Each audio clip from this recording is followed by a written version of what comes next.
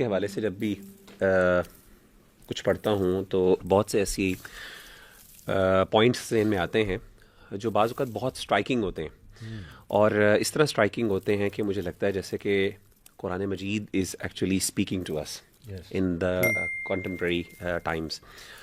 تو میں نے دیکھا کہ جو بندہ نیو بھی ہو، جو قرآن مجید کو جو ہے نا، جیسے فار ایگزامپل نیولی اسٹارٹ کیا ہو، بعض اوقات وہ اس چیز کو اپریشیٹ نہیں کر پاتا، اس کو ایک نا ڈسکنیکٹ فیل ہوتا ہے. تو میں چاہتا ہوں کہ when you آپ تھوڑا سا اس بارے میں روشنی ڈالیں کہ جب آپ مثال کے طور پہ قرآن سٹارٹ کرتے ہیں، اگر ہم پہلے چیپٹر کی بات کریں، چیپٹر نمبر 1 یعنی پہلے جز کی، اور سورہ فاتحہ کو ہم دیکھیں، سو what is the way how do you look at the سورۃ الفاتحہ، اور کس طریقے سے آپ اس کو دیکھتے ہیں کہ وہ آپ کو ماڈرن ٹائمز کے جو چیلنجز ہیں یا پھر جو آپ کے ایشوز ہیں اس کے حوالے سے گائیڈنس دے رہی ہے، یا پھر جنرلی یعنی کوئی ایسی چیز جس کو آپ اپریشیٹ کر سکیں، اپنی زندگی میں ریلیٹ کر سکیں اس کے ساتھ کسی نہ کسی ایسپیکٹ سے. جزاک اللہ. بالکل مغیرہ، آپ نے صحیح کہا کہ قرآن میں تو پورا ایک سمندر ہے الحمدللہ. اور میں نے جب قرآن پہلی بار کھولا تھا ترجمے کے ساتھ، مجھے یاد ہے it was second year of my university, تو مجھے نہیں آئیڈیا تھا کہ سورہ البقرہ کہاں ہے، سورہ آل عمران کہاں ہے، بالکل وہ پڑھا ہی نہیں تھا کبھی آبویسلی. تو الحمدللہ جو پہلی ورس میرے سامنے آئی تھی وہ سورہ آل عمران کی آئی تھی کہ do not be sad if you are مومن یو ول بی سکسیزفل. الحمدللہ. تو میرا جو ایکسپیرینس تھا نا قرآن کے ساتھ پہلا، وہ تو بہت ایک کہہ لیجیے ہارٹ ٹو ہارٹ ایکسپیرینس تھا. یعنی ان دنوں میں میں گزر بھی بہت مشکلات سے رہا تھا، کچھ ایسی چیزیں جو یونیورسٹی میں چل رہی تھیں، پرسنل لائف میں. تو لٹرلی جب میرے سامنے وہ آیت آئی تو میں نے تو کہا کہ اللہ سبحانہ وتعالیٰ مجھ سے باتیں کر رہا ہے. لٹرلی یہ اللہ کا جواب ہے جو میرے دل میں ایک غم چل رہا تھا، جو بھی ڈیفیکلٹیز آ رہی تھی. الحمدللہ.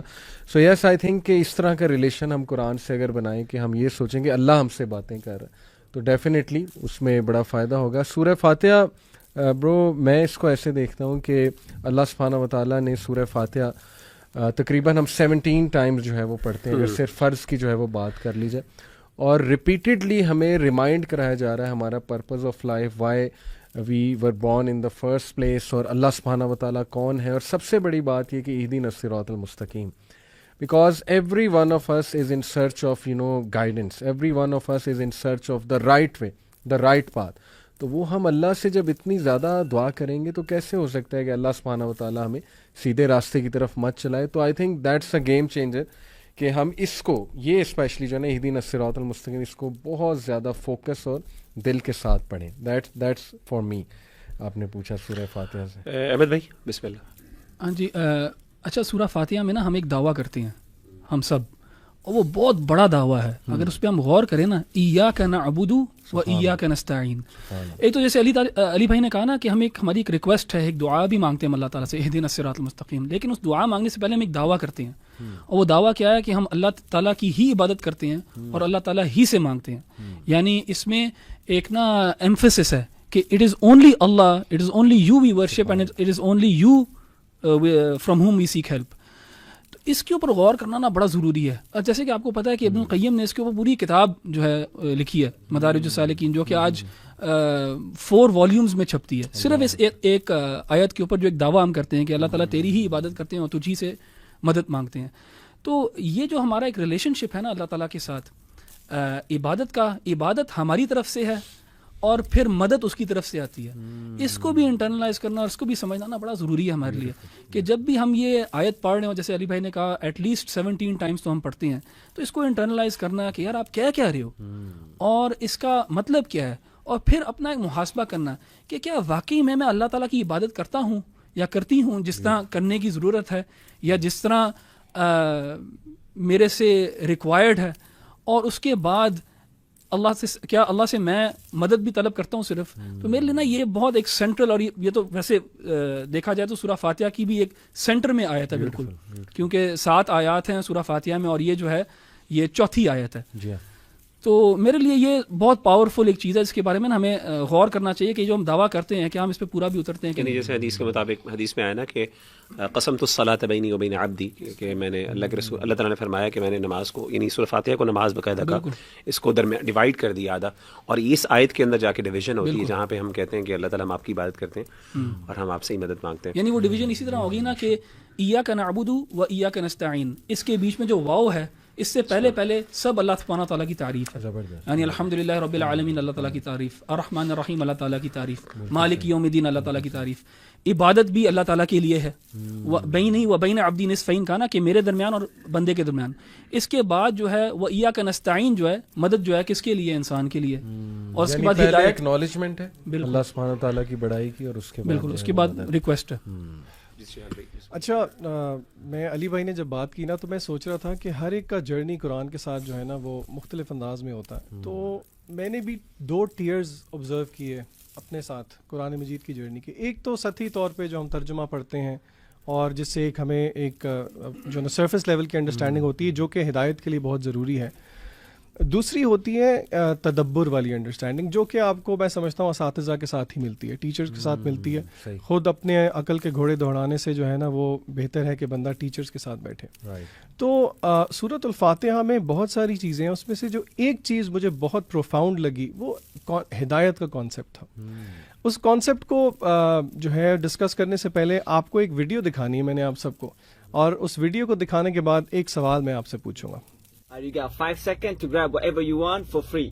1, 2, hey you too. 4, 5. Whoa, this guy wanted the. Okay. Come on, it's okay. All right. You got it. You got all these Hakunshika. You must love these.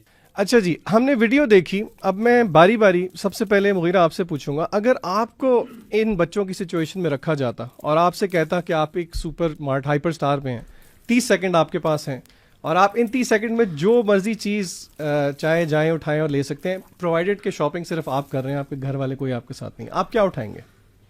میرا انسٹنٹ رسپانس تو یہ ہوگا کہ وہاں پہ جو سب سے ویلیوبل چیز ہوگی ڈیفینیٹلی، مثلاً کوئی نام بتائیں. اگر سپر مارکیٹ ہے، میں تو کیش رجسٹر اٹھا لوں گا. کیش کو اگر وہ اجازت دیتا ہاں کیش اٹھایا جا سکتا ہے. علی بھائی آپ کیا اٹھائیں گے؟ میں ایٹیبلز اٹھاؤں گا، سب سے امپورٹنٹ چیز ہے ایٹیبل. صحیح. اچھا اب یہاں پہ بات غور کرنے کی یہ ہے، جیسے کہ احمد بھائی نے بھی کہا کہ سورۃ الفاتحہ کے شروع میں جو مقدمہ ہے وہ اللہ کی تعریف ہے، اور اصل میں علماء کہتے ہیں کہ سورۃ الفاتحہ ایک دعا ہے.